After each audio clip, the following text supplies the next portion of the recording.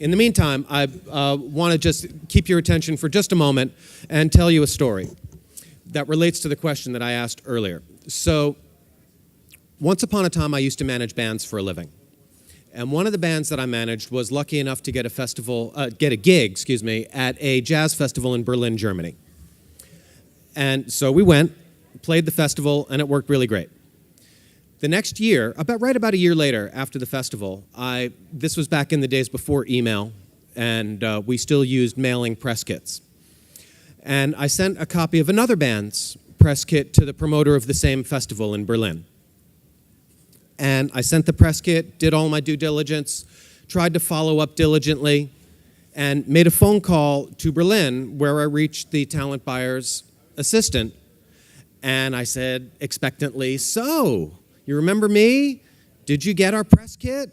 How about a gig at your festival this year?" And the woman said, "You do realize that our festival starts tomorrow, right? How quickly would you like to end up on our shit list?" So that was exactly what happened to me, and it was a lesson I never forgot. And so I bring it up just by way of letting you all know that when you are getting ready to approach somebody about a prospective gig, show that person the courtesy of doing your research ahead of time. Know the dates of when their events are. Do not send an email within 2 months of the start of their event, because all you're going to do is make an enemy. And that is not helpful to anyone. And with that, let's bring on our keynote interview today. So we have Jeff Himes, who is a longtime Jazz Fest attendee and big friend of New Orleans, has written for the Washington Post since 1977.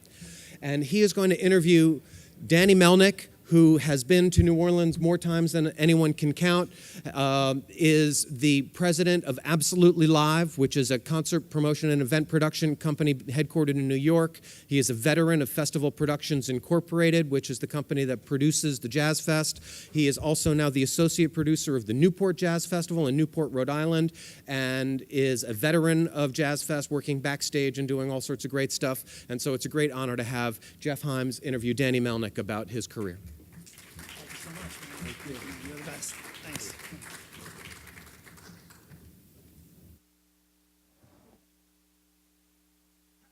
There we go.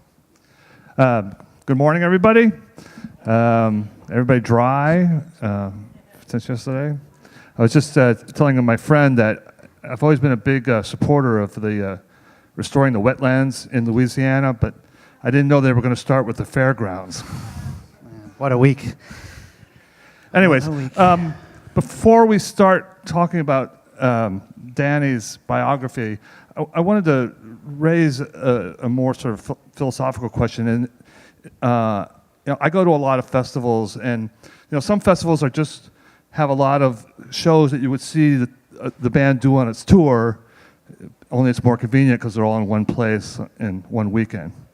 But to me, what's a really interesting festival experience is when you do something that's unlike what a band's going to do on their tour. And I wanted to ask Danny, and to me that gives a festival a special character, makes it more special than just a lot of acts in one place at one time. And I was hoping that you could talk a little bit about how you create those sort of unusual musical moments and how you give a festival a personality that's not just a bunch of musicians. First, I'd like to thank everybody for being here, and I'm happy to be here as well. And I want to thank Scott for inviting us. To Jeff's question, I think the unique sets and different collaborations and tributes and all sorts of things that may happen at some festivals is really a two-way street between the presenter and the artist. Sometimes the artists have their own plans and ideas, and they come to us and say, we have this project that we'd like to do, and specifically for a particular festival or an event or a concert series, and sometimes we have our ideas and we present them to the artist. So it really works both ways, and I think as a producer, we have to know which artists may agree to do something, which ones would be open to collaborating or to doing something a little different than they normally do. I think the art in that is to try to identify those artists and ask the right questions and have a dialogue with them in order to create something special. There are a lot of times when over the years when we've had ideas and some artists are like, I just do not do that. Either I'm not comfortable, or I want to promote my own record, or I don't want to work with those other people, or whatever it might be. And then there are, of course, a lot of artists that are totally into it or have their own ideas. So it really kind of works in many different ways. I think that without question at the festivals, a lot of artists do really want to do their thing. They have their bands, they've rehearsed, they have material that they want to present. So I also try not to mess with that so much, but I think it's sort of it has to be a dialogue, and it has to make sense for everybody in order for that to happen. And it seems to me that would be one of the creative aspects of a job like yours is, you have all these different musicians in the same place at the same time. How can you do something unusual? Well, it's interesting because, as Scott had said, I've worked for George Wein for many, many years, and now I'm back with him in Newport. And years ago, he said that he felt that there was a difference between a presenter and a producer. That in his mind, those words were very similar in many ways, and people could just throw them around, but that they were very important for him in the way he thought. And that a presenter was really someone who just booked bands and put them on stages. But a producer was somebody who got creatively involved and actively involved in the totality of the event that they were doing and working with the artists in that sense. And there really is a very clear line between those two things. I think a lot of the, not to disparage them at all, but a lot of the big rock, and pop promoters, a lot of the Live Nation AEGs of the world, there are plenty of very creative people at those companies, but they basically present. They just book bands, and they put them on sale. They hope that they make money, and they sell sponsorship and beer and parking, and we don't do that. That's not the life we live. We produce. We're very involved with all sorts of different types of programs that we do depending on what our business model is and what we can be involved with. And to me, that's the most exciting part of it, because I get to be involved with the artists and get to learn about them even more deeply and to do new things, like you said at the beginning about taking advantage of those opportunities. Can you give a specific example of what you're talking about? Well, obviously there are a lot of tributes, that can be done, and I've worked on hundreds of them over the years. We have different situations where we want to salute a particular artist or an anniversary of a recording or a performance or something like that, and really, looking at something a year or two in advance and coming up with something, by scratch. So, as an example, in 2009, I produced a 52-night concert tour of celebrating the 70th anniversary of Blue Note Records. And 2 years before that, we went to Blue Note and said, look, we know that your 70th anniversary is coming up in 2009. Are you planning to do anything? And they had all these different ideas. And we said, well, we would like to put together an all-star band, play the classic catalog of Blue Note, not necessarily all the hits, but many different types of things, and put them out on the road. And we think it would be a great vehicle for you to market the label, to bring attention to the label. And Bruce Lundvall, who's a great record man of many years, agreed to do it. He agreed to record the record and deal with publicity and stuff like that. But he said, I don't want any financial involvement on the tour. That you guys deal with that. You put the band together. So I called Bill Charlap, who's an incredible piano player, Blue Note recording artist, and we had a great lunch in Midtown Manhattan one day about the history of Blue Note, about the legacy of the label, about where music was at today and which musicians he would like to work with. And we put a band together. Nicholas Payton was in the band, and Ravi Coltrane, and a bunch of other great musicians, and we worked with a booking agency, and we sold it all over the country. And the presenters of those concerts were performing arts theaters and clubs and large halls, and they were very eager to have a unique and special program that they could produce or present actually to their audiences. So we worked for years to put that program together. We made the record, put it out on the road. It was a huge success. It was a tremendous experience for me, and the guys, the musicians loved it. And we've done a lot of those types of things over the years, and concerts at Carnegie Hall and all sorts of different places where we've been able to create once-in-a-lifetime experiences. And why is that? How's that especially satisfying for you as a? Well, again, you're part of the creative process. So when I book a band to do a concert, The most important part of that experience for us is selling tickets.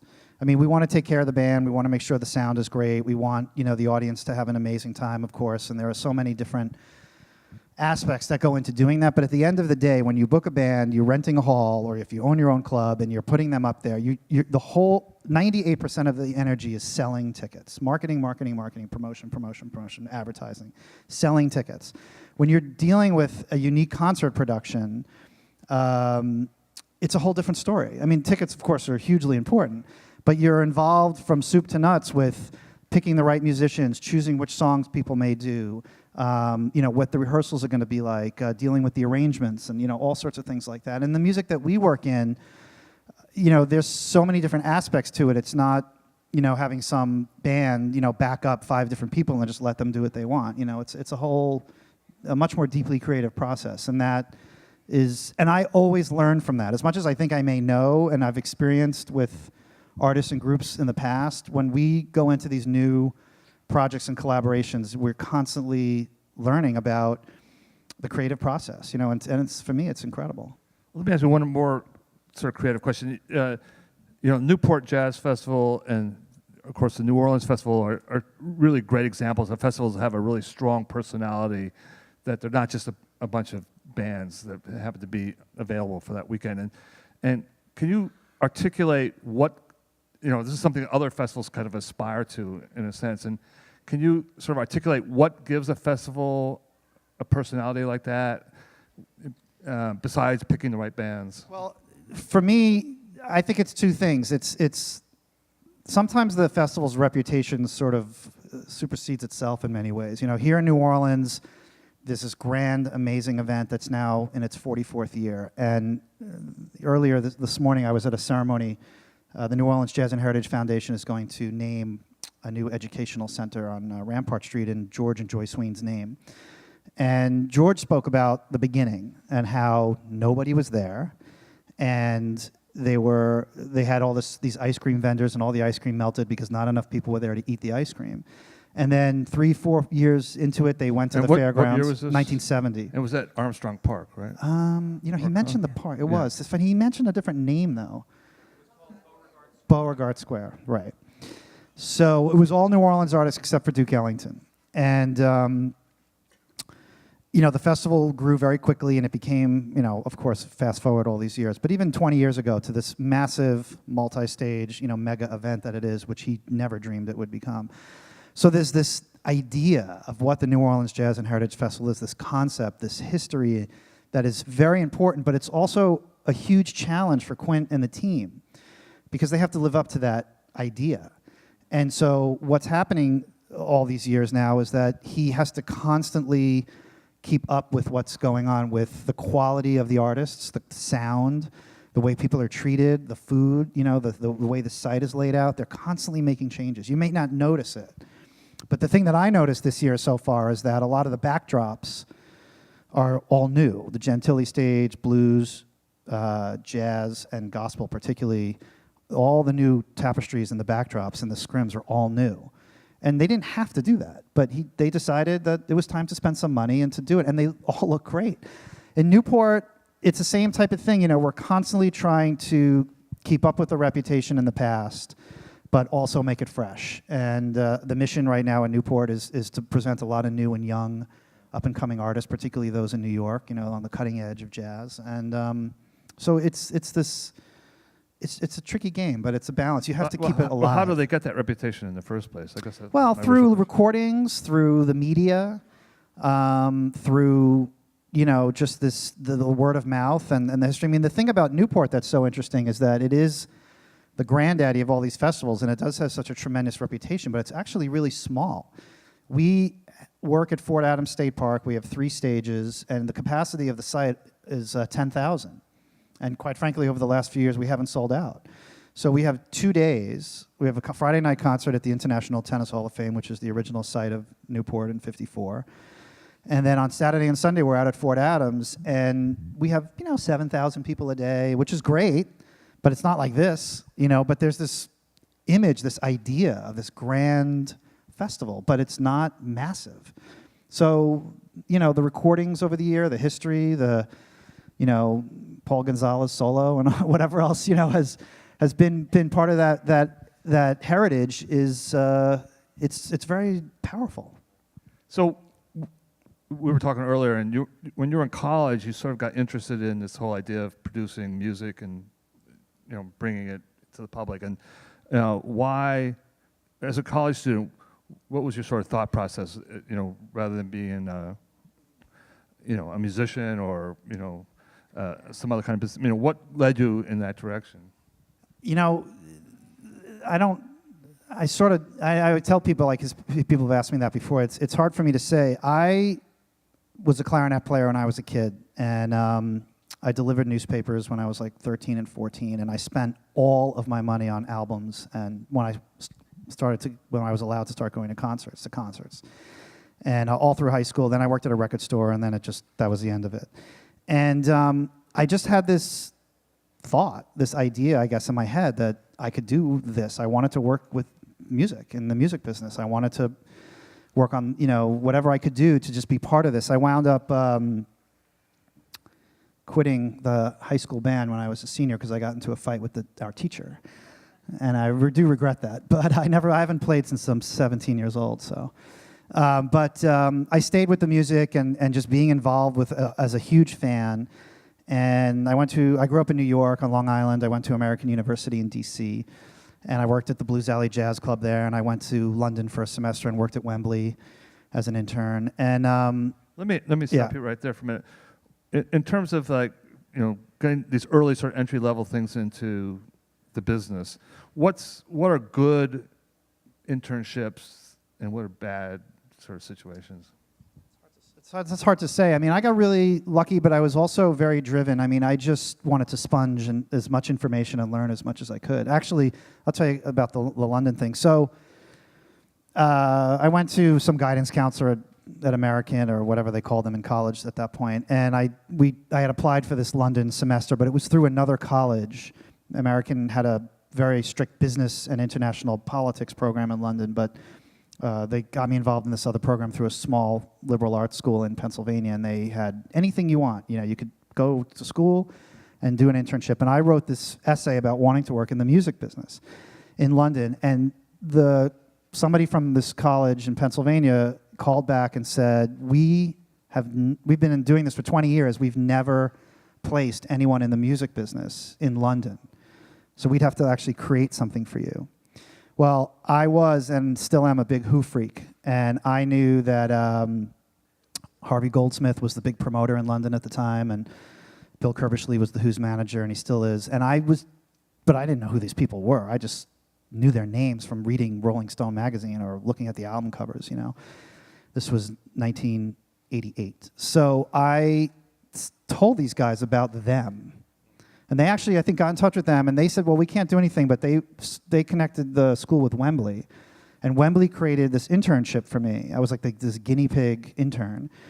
And I worked for the whole semester from February until June in the arena and in the stadium, doing a different job every month. So I worked in box office, artist hospitality, venue, overall management, stage and sound production, and a couple of other things. And it was incredible. I mean, it was ridiculously cool. And they treated me really well, and I learned a lot. And I went back to DC, finished my senior year, worked at Blues Alley at the Jazz Club, came home to New York, got a job at the Blue Note Jazz Club, and I was doing publicity and stuff like that for no money. But about 9 months into that job, I just kind of got sick of it. I was working 7 nights a week, and they weren't, it wasn't the greatest thing in the world, just in terms of a career path or anything, being at the club like that. And I wrote a cold letter to George with a resume. I followed up. This woman answered the phone. She said, well, you have to speak to so-and-so. And she put me on the phone with this guy, John Schreiber, who's now the CEO of New Jersey Performing Arts Center. And he said, I'm looking at your resume. I see you have box office experience when you did your internship. And I said, yeah. And he said, well, we're hiring for a JVC New York Jazz Festival box office job. It's a 3-month position. And if you want to come in for an interview, but we're talking to a lot of people. And I said, yeah, that would be great. And I got the job. And it was really almost that connection from that internship threw me right into that situation. The Blue Note and Blues Alley and all these other things really were inconsequential to him. It was just that this one unique position. And So the thing went with about the job was like, it's a 3-month position. We're offering you no guarantees after that. By July, like, you're out of here. And that was in 1990. And I never left, so I was there almost 20 years. So that was great. Speaking about bad internships and experiences, I don't really know. I mean, you have to make it for what it is. You have to be the best that you can be in every opportunity and meet the right people and learn. And just like go after, sort of let people know you want to Yeah, learn I as think, much as you can. it's funny because I get emails all the time from people that want to intern with us. And I have actually a really small, office. We do a lot, but we're a small group of people. And I, unfortunately, just don't have the room or the capacity to manage and deal with an intern, which I feel terrible about. But I'd like to get there. It's definitely a goal. As much as I'd like to do other festivals and work on all these other things and, also bringing people up and teaching them, in that sense. We do at the events. We definitely have that at the festivals. But to be in the office all the time, I just weird. It's just like we're not busy enough to keep somebody busy enough. It's a very strange thing. So when that first JVC festival ended and you were supposed to go away, what happened then? Well, actually, that's another good story. So I'm in New York. I'm working in the basement office of this brownstone that George used to own on West 74th Street. And Blues Alley Club in Washington, D.C. licensed their name to a group of Tokyo-based investors to open up a Tokyo Blues Alley. But for whatever reason, the deal between the investors in Tokyo and the club in D.C. did not involve the club in Washington actually booking the artists to play in Tokyo.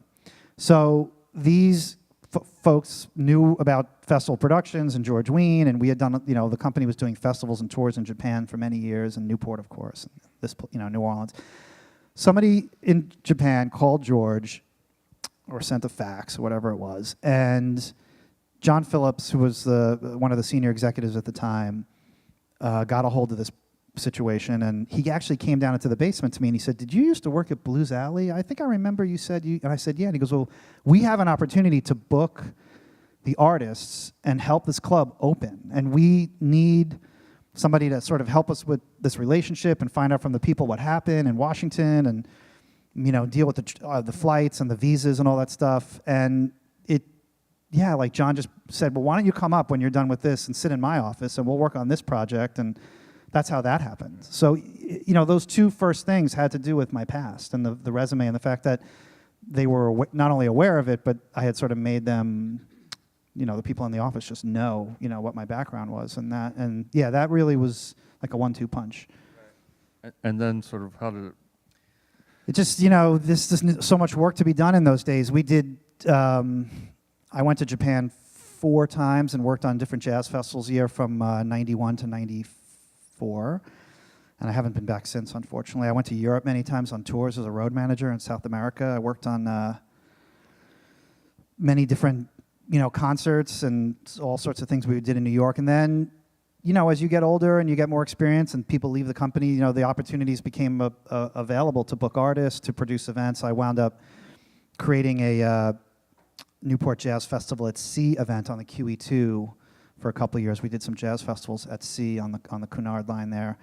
And then I wound up producing the Boston Globe Jazz Festival in Philadelphia and Pittsburgh, and got way involved in Newport in the early days, and Saratoga, which is really my great love, and coming down here, and it's just been like that ever since. Can you talk a little bit about George Wein and what made him so successful at what he did and such a force as a personality? I mean, for those of us who haven't actually met him and talked to him, can you describe him a little bit? Well, George is 87. He's going to be 88 on October 3rd. And actually, the best way I can answer that question is what happened this morning. So George spoke at this event this morning over on Rampart Street. And he said that he never felt and still does not feel that he's a genius in any way. And he was being really honest about that, in that he gets a lot of credit. He's been, honored many times, twice at the White House and all sorts of other things. But he felt like he just followed his heart, and that he had a sense of the music, he had a sense of the musicians, he had a sense of how people loved the music. And particularly when he came down here, he came in the early 60s here, and there was a lot of talk about doing a festival here, but George's wife was African American, and there was a lot of racial tension, of course, and division here. And he told the city elders that he could not do that until things, got better. And 5, 6, 7 years later, things did change, and he started the festival in 1970. And his whole thing at that time here in New Orleans was about two things: celebrating the music of New Orleans on a national and international level, to sort of show the artists here that their music that they may have taken for granted because it was such an important part of their daily lives, or a common part of their daily lives. I guess important really wouldn't be the right word, but that it was such a normal thing, that he wanted them to understand that there was a massive amount of people all over the world that he knew for some reason in his gut would love and enjoy the music, and that they would come. Can I stop you there for a minute? Is that part of the rationale behind booking out of town acts at Jazz Fest, for example, to show that the Louisiana acts deserve the same sort of stage? I'll just finish that. And to your point, this is again what he said this morning. And he also wanted the culture and the heritage, the food, and the Mardi Gras Indians, and all the other things that go on here to be celebrated and acknowledged as well. I mean, the heritage part of it was such a huge issue for him. And he has been like that with a lot of other things that I've done with him, and that he's done, of course, on his own and with others over the years. This whole idea about celebrating, the music and the culture of these different areas, and also to what he said this morning was to sort of like ignore your enemies and embrace your friends, and that the capability that he had to succeed over the years was because he had so many friends down here and had made so many friends, that the energy of those friendships and that collaboration was really what it brought to. He said this morning that he purposely brought Duke Ellington here for the first festival because in 1970, Duke Ellington was this, mystical figure. He commissioned him to do the New Orleans suite, and he wanted the world, whoever was interested in jazz and whoever was interested in Duke Ellington, particularly as this grand master, he wanted them to pay attention to the fact that Duke was coming here, was playing on the same festival as local artists, and that this was like an acknowledgement and an endorsement of that way. Before that, on the Newport Jazz Festival stage in the late 50s and 60s, Chuck Berry played, and Ray Charles, and all these other, Little Richard, and all these other amazing blues artists and different. I mean, George was never a hardcore purist, and he still isn't. Now, all these years later, it's all about what Quint wants to do, and Quint knows that the competition is huge. We know that there are thousands of festivals all over the world that anybody can go to just by buying an airline ticket or jumping in a car or on a train. It's transportation is so simple now, of course, and the information to find out about these festivals you can get now. I mean, we could all take out our iPhones and find out about the next 15 festivals in 30 seconds. So it's not a secret, and it's all available. And as unique as the New Orleans Jazz and Heritage Festival is, and as amazing as the culture and traditions are here, they are in very deep competition with everyone else, no matter what style of music they're presenting or what it is. An event is an event, money is money, and people's time is time. So yeah, there's a need, quite frankly, to book artists from different parts of the world to connect to New Orleans, to bring people in. A large majority of the artists who play on this festival are still from here, and Quint, I think, and his team will always do that. Obviously, there's been a lot of debate over the years about the national headliners and whether or not they should be here or not. I mean, it's hard to say. Sometimes you do feel like, why even bother? But then when you walk out onto the field and you look at the 40,000 people at the Acura stage to see Bon Jovi, it's like, that's why. Because all of those people, as much as they love everything else, they bought tickets to stand on that field and see that guy sing his hits.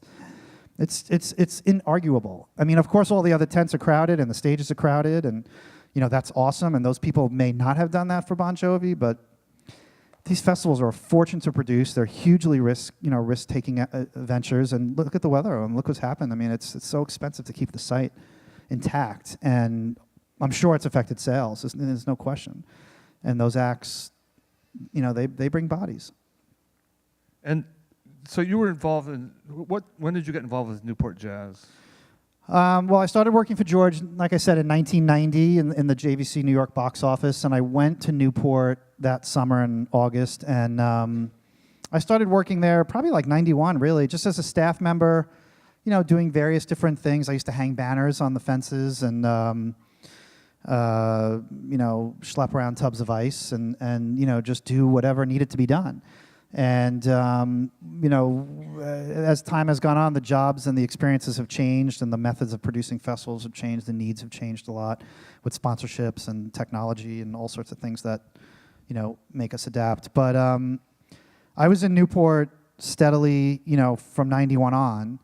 And when George sold the company, the New York, the finances of the sale had nothing to do with what was going on here in New Orleans, but when he sold the New Orleans office, if you will, and all the events globally that the company was doing at the end of '06, I left to start Absolutely Live.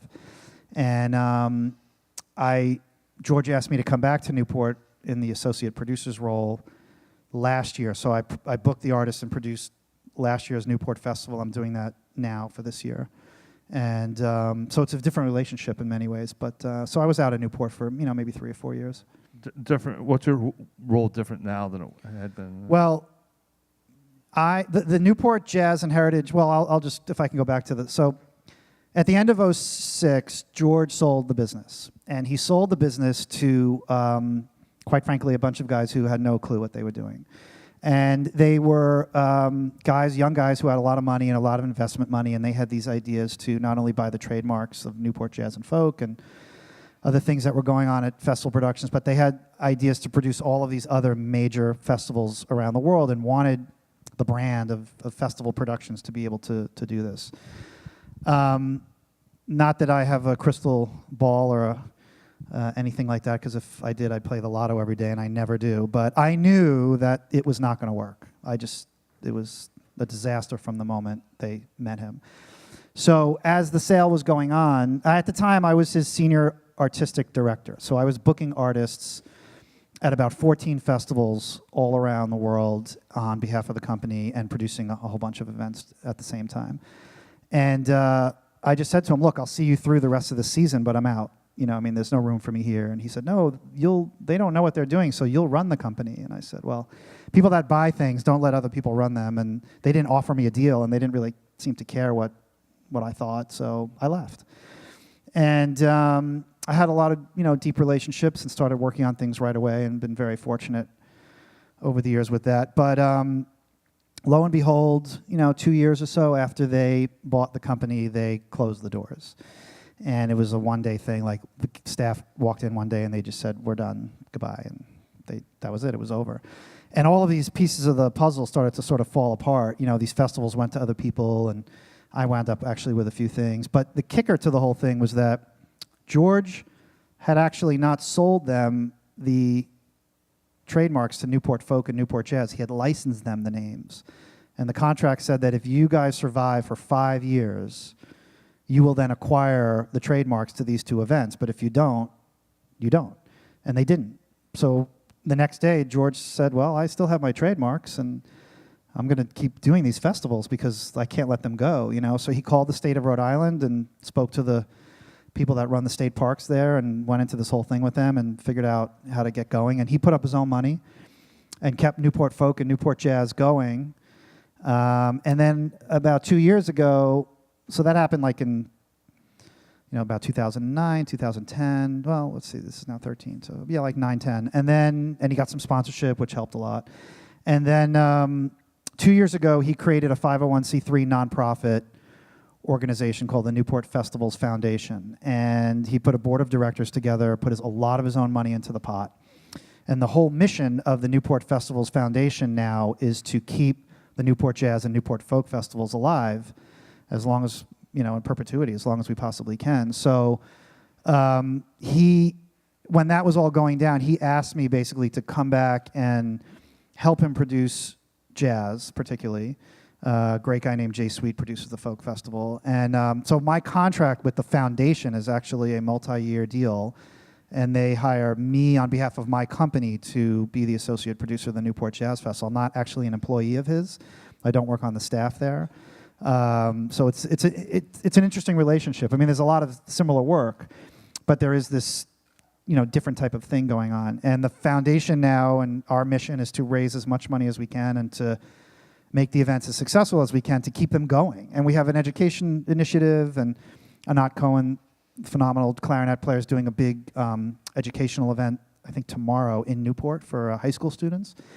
And we have a lot of other things that we're starting to gear up, with. And so it's cool. It's a really interesting thing. All right, we've got a few minutes left. Does anybody have any questions? There's the 2 microphones here. Come on up.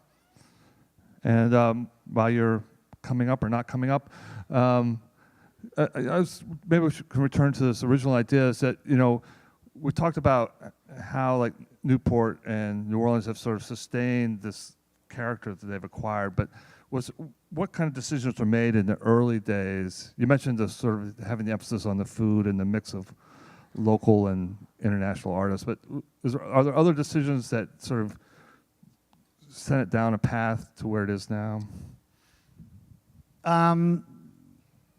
The 2 incredibly different decisions that George made early on was that, well, the Newport Jazz Festival started with a family called the Laurillards in Newport. And Elaine Laurillard, who was a tobacco heiress, actually got in touch with George, who was a jazz club owner in Boston, and asked him to come to Newport and talk about an idea of doing something in Newport during the sleepy summer.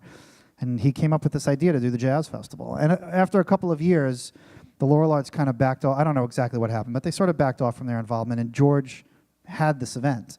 And for all the years since then, it was always a privately owned, for-profit event. I mean, George owned it, and he still does. Well, the foundation does now, but I mean, he trademarked the names, and he put up his own money and got sponsorship and friends to help him throughout the years, and they had good and bad years. But it was always a privately owned, for-profit event that he, for whatever reason, or in the early days, felt he needed that autonomy in able to do the things that he wanted to do in terms of booking the artists, moving the dates around, different venues in Newport and doing different things like that, and being able to take the brand of Newport Jazz Festival and use it in other ways around the world. So there was a lot of Newport Jazz Festivals that have taken place in other cities around the world, and Newport Jazz Festival tours and those types of things.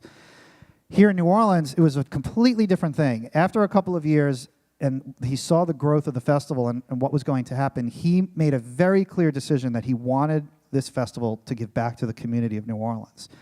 He did not want to be this, what at that point, from Boston, he moved to New York, this New York-based person who owned the festival, where all the money was going up there and all the energy was going back to New York. Like, that was a very important thing for him that he recognized, and that he knew that the energy and the money and the possibilities that the festival had to give back to the community here in New Orleans was a critically important thing to help the culture and to help the city financially and to make friends and to be able to know that the people here were going to be friends of the festival because they knew that the money was coming back into the community. So he created the nonprofit at the time and put the board together for that sole purpose. Now, he jokes and says it was the stupidest thing he ever did because he could have made billions of dollars over the last 45 years, but it really was the smartest thing he ever did, because it's very likely that if the New Orleans Jazz and Heritage Festival was a uniquely owned event, particularly by somebody outside of town, there would have been a tremendous amount of conflict and trouble with people's attitudes and cooperation and all sorts of things that could have sunk the event. And if the event got crushed and lost a lot of money with weather or whatever the case was throughout time, and there were plenty of challenging years in the 70s and 80s, he could have just said, well, forget this, I'm done. I mean, what am I doing? And this is going to kill my company in New York. And that was his great fear, that doing something this large outside of his domain could hurt everything else that he was doing. And he didn't want that to happen. So he made those two very important decisions, and fortunately, over time, they've worked out. But yeah. You have a question? Yes. Thank you very much. I'm Rob Melnick from Florida, and it's a good success story, first of all. No, it's not on. Is it a switch mic? Well, we can hear you. We'll work it. Anyhow, yeah. So, a couple things. How much money does this bring in for New Orleans itself? And if you know